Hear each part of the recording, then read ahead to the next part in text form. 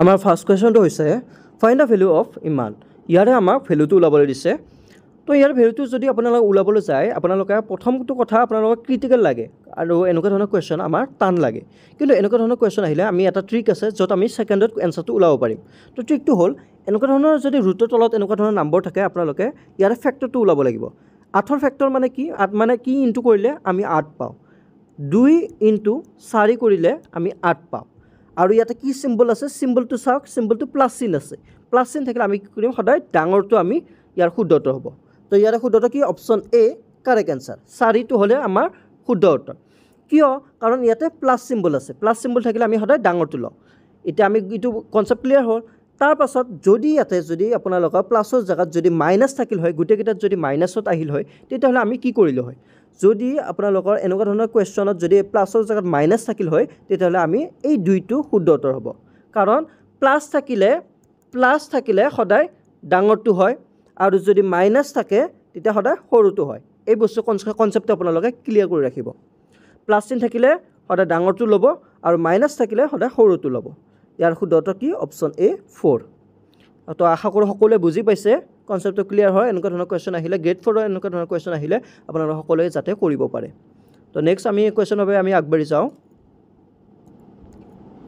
Next আহিলে আমাৰ HCFৰ ওপৰত কুৱেশ্যন। তো ইয়াৰে আমাক HCFটো ওলাব দিছে। তো এনেকুৱা ধৰণৰ যদি কুৱেশ্যন থাকে আপোনালোকে তৎক্ষণাত ছেকেণ্ডত HCF ওলাব পাৰিব। কেনেকৈ? যদি আপোনালোকৰ নম্বৰটো ছেইম থাকে, তলৰ যিটো নম্বৰটো যদি ছেইম থাকে আৰু আপোনালোকে এটা কথা মনত ৰাখক, যদি নম্বৰকেইটা ছেইম থাকে তেতিয়াহ'লে ডাইৰেক্টলি আপোনালোকে এই পাৱাৰকেইটাত নজৰ কৰিব। বেলেগ একো নজৰ কৰিব নালাগে, পাৱাৰকেইটাত নজৰ কৰিব। তো পাৱাৰকেইটাত আমাৰ আটাইতকৈ সৰু পাৱাৰ কোনটো আছে? 5/4, 5 to the power 4। এইটো হ'ল আপোনাৰ আটাইতকৈ সৰু, গতিকে সৰুটোৱে আমাৰ হ'ব উত্তৰ। তো HCF ওলাব দিলে সদায় যিটো গোটেইকেইটা নম্বৰ যদি ছেইম থাকে আৰু তাৰ পাৱাৰটো যদি আটাইতকৈ সৰু থাকে সেইটোৱে হৈছে শুদ্ধ উত্তৰ। ইয়াৰ শুদ্ধ উত্তৰ option D 5 to the power 4। এনেকুৱা ধৰণৰ কুৱেশ্যন থাকিলে আপোনালোকে সদায় মন কৰিব যে কোনটোৰ পাৱাৰ সৰু আছে। যিটো পাৱাৰ সৰু আছে সেইটোৱে হৈছে আটাইতকৈ সৰু মানে HCFৰ উত্তৰ হয়। গতিকে ইয়াৰ শুদ্ধ উত্তৰ option D 5 to the power 4। Next আমাৰ যদি এনেকুৱা ধৰণৰ যদি কুৱেশ্যন আহে আমি তৎক্ষণাত কেনেকৈ আমি এনচাৰটো ওলাম? প্ৰথম 55টা পদৰ যোগফল কিমান? এনেকুৱা ধৰণৰ কুৱেশ্যন আহিলে আমি তৎক্ষণাত ছেকেণ্ডত আমি উত্তৰটো কেনেকৈ ওলাম? ইয়াত এটা ফৰ্মুলা আছে। ফৰ্মুলাটো হৈছে n + 1 ডিভাইডেড বাই 2। এই ফৰ্মুলাটো ইউজ কৰি আমি তৎক্ষণাত আমি এনচাৰটো ওলাব পাৰিম। ইয়াতে n মানে কি হৈছে? n মানে হৈছে ইয়াতে আমাৰ n মানে হৈছে আপোনাৰ এই 55টো হ'ল আমাৰ n, মানে একেবাৰে শেষৰটো হৈছে n হৈছে আমাৰ 55। গতিকে আমি ফৰ্মুলা মতে বহাই যাম। n নহয়, আমি ডাইৰেক্টলি এনচাৰ বহাম। আমি কি কৰিম? n মানে হ'ল 55 ন? তো 55 ব্ৰেকেট 55 + 1 ডিভাইডেড বাই 2। তাৰপাছত আমি কি ওলাম? তাৰপাছত আমি ওলাম 55 ইয়াতে কিমান হ'ব? 56 হ'ব। 56 মানে ইনটু হৈ আছে 56/2। তাৰপাছত ইয়াতে কি হ'ব? 55 আৰু 56 ইনটু কৰিলে আমাৰ কিমান হ'ব? 55 আৰু 56 ইনটু কৰিলে আমি কিমান পাম? 55 আৰু 56 ইনটু কৰিলে আমি পাম 2 যদি আমি 56 কৰোঁ 2 2 গুণ 4, ইফালে 1 আহি গ'ল, 2 8 গুণ 16, তো 28 পালোঁ। 28ৰ লগত 55 যদি আমি ইনটু কৰি দিওঁ কিমান পাম? আমি 1540 পাই যাম। তো আমাৰ শুদ্ধ উত্তৰ কোনটো হ'ব? শুদ্ধ উত্তৰ আমাৰ অপশ্যন বি কাৰেক্ট এনচাৰ, 1540 আমাৰ উত্তৰ। এনেকুৱা ধৰণৰ যদি কুৱেশ্যন আহে আপোনালোকে ডাইৰেক্টলি এই ফৰ্মুলাটো ইউজ কৰিব। এই ফৰ্মুলাটো n + 1 ডিভাইডেড বাই 2। এই আৰু n কোনটো হয়? একেবাৰে শেষৰটো হৈছে আপোনালোকৰ n। গতিকে এনেকুৱা ধৰণৰ যদি কুৱেশ্যন আহে তৎক্ষণাত আপোনালোকে ছেকেণ্ডত আপোনালোকে উত্তৰটো কৰিব পাৰিব। গতিকে ইয়াৰ শুদ্ধ উত্তৰ অপশ্যন বি 1540। নেক্সট ইয়াত আমাৰ কি কৈছে? What percent of 400 is 60? মানে কি পাৰ্চেণ্টৰ 400ৰ 60 হয়? এতিয়া আমি হোৱাট পাৰ্চেণ্ট, কোনটো পাৰ্চেণ্ট আমি গতিকে নাজানো কি পাৰ্চেণ্ট আছে। গতিকে ইয়াক আমি এক্স পাৰ্চেণ্ট হিচাপে আমি ধৰি লওঁ। এক্স পাৰ্চেণ্ট আমি ইফালে ধৰি ল'লোঁ।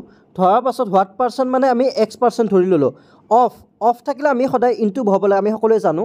তাৰপাছত 400 তাৰপাছত কি আছে আমাৰ ইজ মানে হ'ল আমাৰ ইজুকেল কিমান আছে 60 আমাৰ ফাৰ্ষ্ট লাইনটো কমপ্লিট হৈ গ'ল তাৰপাছত আমি এতিয়া কি কৰিম ইয়াক আমি ভাঙিম এক্সৰ পাছত আমি কি কৰিম পাৰ্চেণ্টেজ হ'লে কি হ'ব 1/100 পাৰ্চেণ্টেজ মানে কি হয় মই ভালকৈ দেখাই দিওঁ আকৌ পাৰ্চেণ্টেজ মানে কি হয় পাৰ্চেণ্টেজ মানে 1/100 তাৰপাছত কি আছে ইনটু 400 ইজুকেল 60 তাৰপাছত আমাৰ কি ওলাই আছে আমি ইয়াতে 0 ইয়াৰে 0 আৰু ইয়াৰে 0 আমি কাটি দিলোঁ কাটাৰ পাছত আমি কি কৰিম ইয়াৰ পাছত আমাৰ কি হ'ব ইয়াতে তলতো আমাৰ একো নাই গতিকে 4 ইফালে 1ৰ লগত হ'ব আৰু 1 ইফালে xৰ লগত ধৰিব গতিকে আমি ইয়াতে কিমান পালোঁ 4x আৰু ইফালে কিমান পালোঁ 60 4x আৰু 60 তো আমি কিমান হ'ব xক যদি আমি থৈ দিওঁ ইফালে যদি আমি 60 লৈ যাওঁ আৰু ইফালে যে আমি 4টো লগাই দিওঁ কিমান হ'ব 4 × 60 কেইবাৰ যাব 15 বাৰ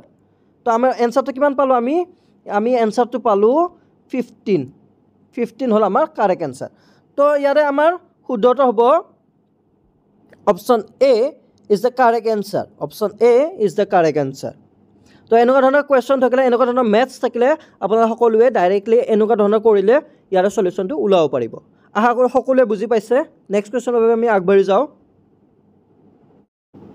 নেক্সট আমাৰ যদি এনেকুৱা ধৰণৰ কুৱেশ্যন থাকে the average of the even numbers from 1 to 50 is 1ৰ পৰা 50ৰ যুগ্ম সংখ্যাবোৰৰ গড় হৈছে এনেকুৱা ধৰণৰ যদি আমাৰ গড় ওলাব দিয়ে এভাৰেজ ওলাব দিয়ে যিকোনো 1ৰ পৰা যিমানে দিয়ক 50 দিয়ক 60 দিয়ক তো আপোনালোকে ডাইৰেক্টলি কৰিব পাৰে বেছি সময় নালাগে ছেকেণ্ডত আপোনালোকে ওলাব পাৰিব বেছি আপোনালোকে লেণ্ডি কৰিব নালাগে তো আপুনি ডাইৰেক্ট কি কৰিব ফৰ্মুলা মতে 50 ফাৰ্ষ্ট বহাই ল'ব 50টো আমি কাৰণ লাষ্টত কি আছে আমাৰ 50 আছে ন লাষ্টত যি সংখ্যা থাকে সেইটো আমি আগত লিখিব লাগিব তাৰ লগত আমি এটা 2 প্লাছ কৰিব লাগিব তাৰপাছত ফৰ্মুলা মতে হয় এইটো তাৰপাছত আপোনালোকে কি কৰিব লাগিব ইয়াতে এটা 2 দি ডিভাইড কৰি দিব লাগিব ডিভাইড কৰি দিয়াৰ পাছত আমি ইয়াৰ পাছত কি কৰিম ইয়াৰ পাছত আমি পাম 52 ডিভাইডেড বাই 2 যে আমি 52 কেইবাৰ যাব 2 গুণ 4 এইফালে 1 আহে 2 6 গুণ 12 মানে 26 তো ইয়াৰ শুদ্ধটো কি হ'ব আমি 26 পালোঁ ইয়াৰ শুদ্ধটো অপশ্যন এ কাৰেক্ট এনসাৰ 26 এনেকুৱা ধৰণৰ যদি কুৱেশ্যন আহে এভাৰেজ যদি ওলাব দিয়ে ডাইৰেক্টলি লাষ্টৰ সংখ্যাটো যি আছে আপোনালোকে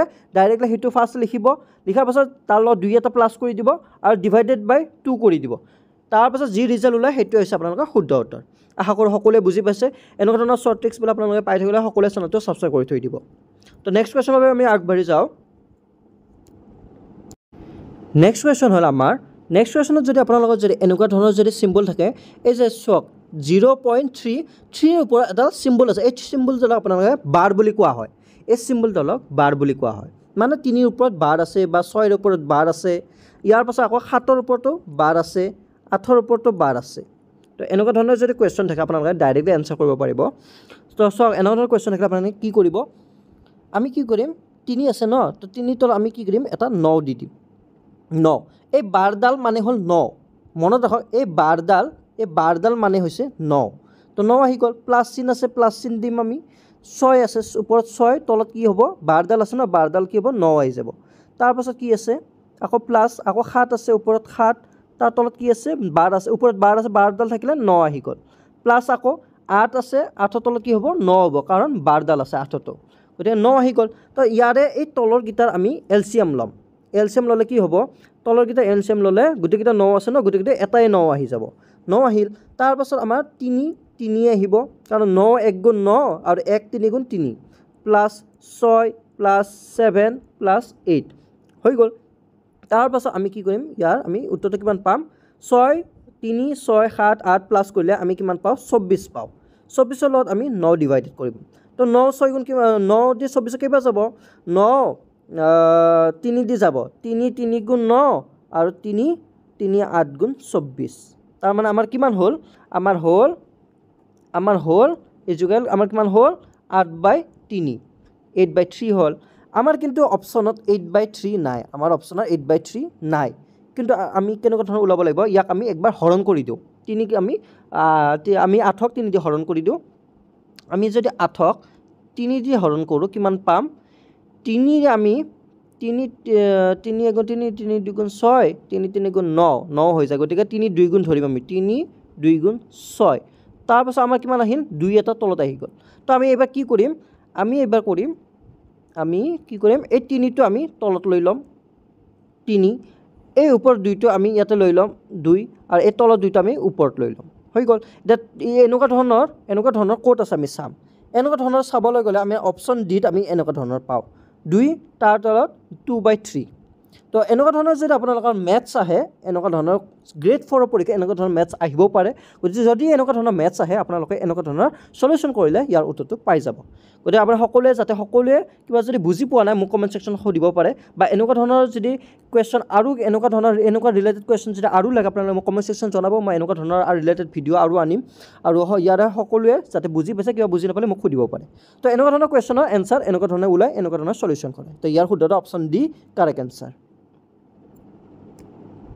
নেক্সট এনেকুৱা ধৰণৰ কোৱেশ্চন আমি বেছিভাগ দেখাবলৈ পাওঁ আমাৰ যিকোনো পৰীক্ষাত এনেকুৱা ধৰণৰ কোৱেশ্চন বেছিকৈ আহে মানে স্মলেষ্ট বা লাৰ্জেষ্ট ওলাবলৈ দিয়ে এনেকুৱা ধৰণৰ কোৱেশ্চন আমি খুব দেখা পাওঁ তো এনেকুৱা ধৰণৰ কোৱেশ্চন আপোনালোকে সকলোৱে প্ৰেক্টিছ কৰক কাৰণ এনেকুৱা ধৰণৰ কোৱেশ্চন গ্ৰেড 4 পৰীক্ষাত আহিবই ইয়াতে কি আছে 5/6 6/7 7/8 আৰু 8/9 ইয়াৰে সৰুটো আমাক ওলাব দিছে এনেকুৱা ধৰণৰ কোৱেশ্চন থাকিলে একদম ইজি খুব ইজি হয় সেকেন্ডত ওলাই যায় কেনেকুৱা ধৰণৰ ইয়াতে চাওক ইয়াৰে গোটে আটাইকেইটাৰে ডিনোমিনেটৰটো চাওক ডিনোমিনেটৰ আৰু ইয়াৰে নিউমিনেটৰটো আপোনালোকে কম্পেৰিজন কৰক মানে ইয়াৰে আপোনাৰ ডিফাৰেন্সটো চাওক মানে 6 1 বেছি কম 5 5ত 7ৰ তলত 6 8ৰ তলত 7 আৰু 9ৰ তলত 8 মানে ইয়াৰে গোটে আটাইকেইটাৰে এটা ডিফাৰেন্স হৈছে ডিফাৰেন্স কিমান হৈছে এটা 5ৰ পৰা 6 কিমান একটা ডিফাৰেন্স এনেকুৱা ধৰণৰ গোটেইকেইটাৰে এটা ডিফাৰেন্স আছে এনেকুৱা ধৰণৰ যদি এটা ডিফাৰেন্স থাকে আৰু তলৰ গিটা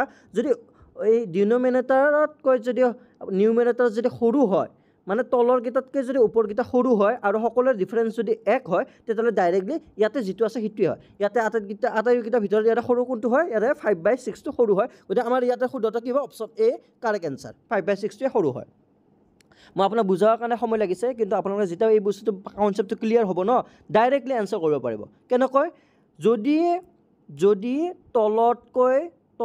তলৰ নম্বৰটোতকৈ ওপৰ নম্বৰটো যদি দুটাৰ ডিফাৰেন্স যদি এক ডিফাৰেন্স থাকে আৰু যদি তলতকৈ যে ওপৰটো যদি সৰু হয় তেতিয়াহ'লে ডাইৰেক্টলি আমি ইয়াতে চাইয়ে ওলাই দিম যে কোনটো হয় কোনটো সৰু কোনটো ডাঙৰ কোনটো হয় 8/9 টো ডাঙৰ আৰু সৰু 5/6 টো সৰু হয় তো আপোনালোকে এনেকুৱা ধৰণৰ কনসেপ্টটো ক্লিয়াৰ কৰিলে এনেকুৱা ধৰণৰ কোৱেশ্চনৰ এনসাৰটো আপোনালোকে তৎক্ষণাত কিছু সেকেন্ডতে ওলাব পাৰিব গতিকে আশা কৰোঁ সকলোৱে বুজি পাইছে ভিডিঅ'টো সকলোৱে এটা লাইক কৰি দিব আৰু চেনেলটো সকলোৱে সাবস্ক্ৰাইব কৰি থৈ দিব মেথছৰ এনেকুৱা ধৰণৰ আৰু কিছুমান নতুন ভিডিঅ' নতুন কনসেপ্টৰ ওপৰত মই ভিডিঅ' আনি আছোঁ আৰু বহুত ইণ্টাৰেষ্টিং ভিডিঅ' আনি আছোঁ মেথছৰ আপোনালোকে সকলোৱে চেনেলটো সাবস্ক্ৰাইব কৰি থৈ দিব তো আজিৰ ভিডিঅ'টো সামৰিলোঁ নেক্সট নতুন টপিকৰ ওপৰত ভিডিঅ'ত আপোনালোকক লগ পাম